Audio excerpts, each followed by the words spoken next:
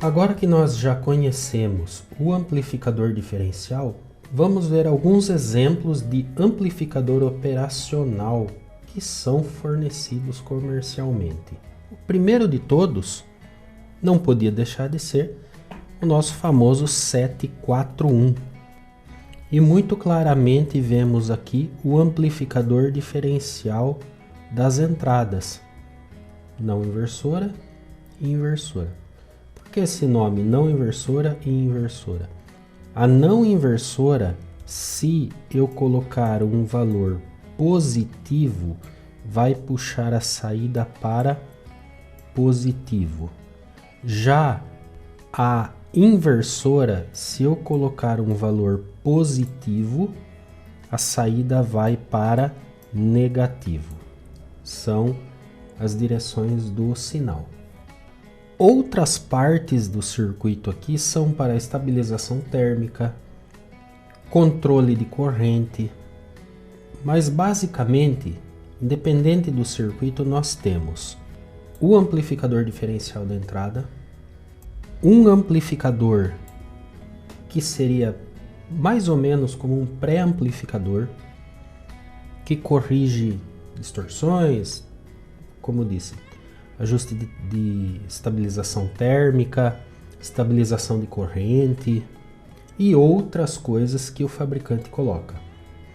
E a saída, normalmente é isso aqui, ó, é uma saída push-pull com um transistor NPN fazendo o positivo para a saída e um transistor PNP fazendo o negativo para a...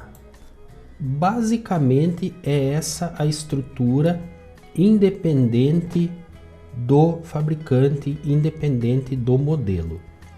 Um amplificador diferencial, um pré-amplificador e uma saída.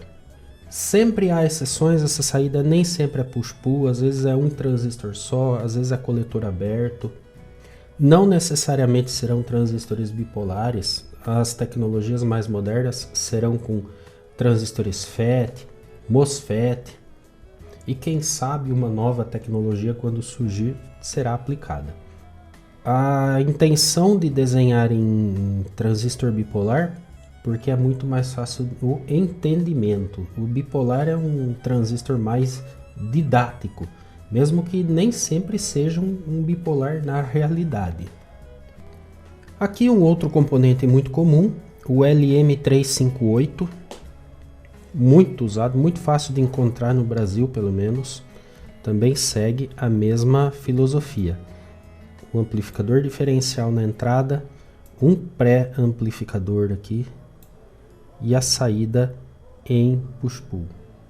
Nesse caso, o fabricante se deu ao direito de omitir, de esconder alguns detalhes, um segredo de fabricação. Ele coloca apenas fontes de corrente e não mostra o circuito inteiro. É uma opção dele. O importante é o principal, é o entendimento do amplificador diferencial. Nesse caso, sai apenas de um ponto do amplificador e vai ser amplificado e vai para a saída, a outra fonte de corrente aqui. Às vezes tem um resistor em série com o transistor de saída, às vezes não, também depende do componente em questão. Nesse outro amplificador LMV358, componente mais moderno, aqui já mostra transistores de efeito de campo, saída em push-pull também, só que mostra um detalhe interessante, mostra aqui os diodos de proteção, tanto da entrada como da saída. Esse componente então tem proteção. Para que serve? Acontece o seguinte, se a tensão da entrada for superior à fonte, por exemplo, se a fonte está em 15 volts e a entrada está em 18, o diodo de proteção conduz para a fonte, evitando sobretensão na entrada. Se a tensão for negativa, também exceder o valor negativo, o diodo de proteção do lado negativo vai fazer a mesma coisa. E o mesmo na saída, até porque a saída pode ter algum capacitor, pode ter algum indutor, algum componente que devolve um surto de alta tensão e esse surto vai voltar para a fonte. Não é para confiar totalmente nesse componente, nesse diodo, porque ele é extremamente pequeno, é para pequenos surtos. Não vai confiar que ele vai proteger de uma bobina aqui, de um relé na saída, que provavelmente esse diodo vai queimar.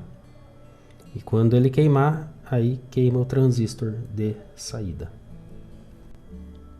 E para encerrar, esse OP07 também é razoavelmente comum, esse amplificador. O circuito também foi resumido, esse no caso é da Texas, foi bastante resumido. Vemos os diodos de proteção aqui, só que agora só entre canais de entrada.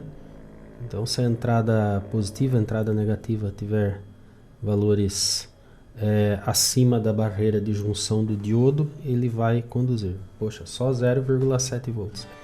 Aí entramos no amplificador diferencial. Os sinais entram no amplificador diferencial.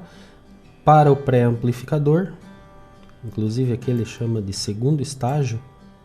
E saída em push. Novamente, não são todos os amplificadores que são transistor bipolar. Aliás, a maioria dos modernos não é.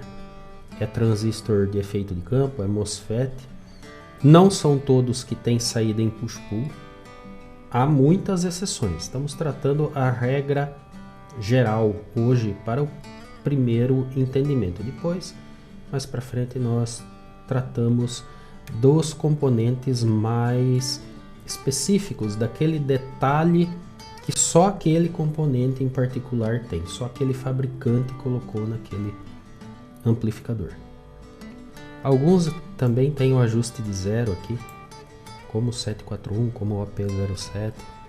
Uma coisa importante, não são todos compatíveis pino a pino.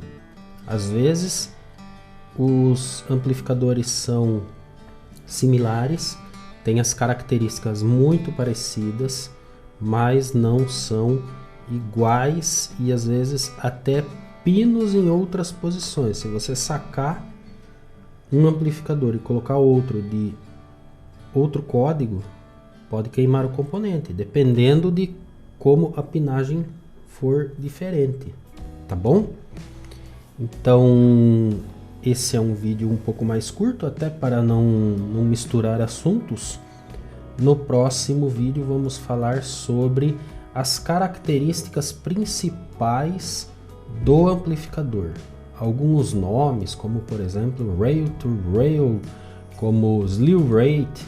O que é isso, né? O que são esses termos em inglês e como eles se traduzem no componente e como nós vamos interpretar e utilizar isso, tá bom? Essa é uma série então de vídeos sobre amplificador operacional para ficar aí disponível na internet para todo mundo que quiser consultar com o meu conhecimento, com o meu ponto de vista. Se gostou, deixa o joinha aí, nós vamos fazer muitos outros vídeos de amplificador para enriquecer esse assunto numa playlist particular aí no YouTube, no nosso canal. Para quem chegou aqui pelo assunto de amplificador operacional, o nosso assunto principal aqui é válvula.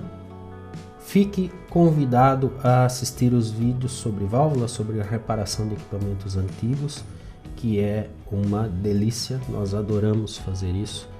Se inscreva no canal, considere ser um apoiador pelas maneiras que estão disponíveis aqui na descrição do vídeo. Temos os cursos de rádio e de eletrônica a válvula, para quem quiser, também aqui na descrição. Um grande abraço e até a próxima.